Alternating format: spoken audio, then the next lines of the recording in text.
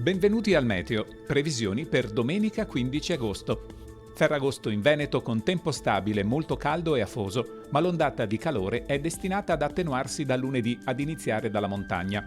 Fino a gran parte della giornata di Ferragosto il tempo sarà stabile, con temperature massime e minime molto superiori alla norma sia in montagna che in pianura.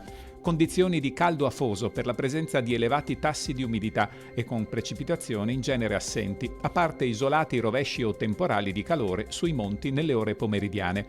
A Ferragosto le temperature aumenteranno ancora un po', con massime intorno a 35-37 gradi e con minime stabilmente sopra i 20 gradi. La situazione in Friuli Venezia Giulia.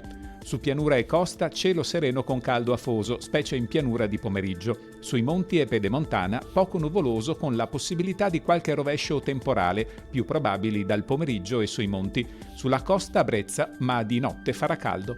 Le temperature minime saranno comprese tra 21 e 28 gradi, le massime tra 31 e 38 gradi.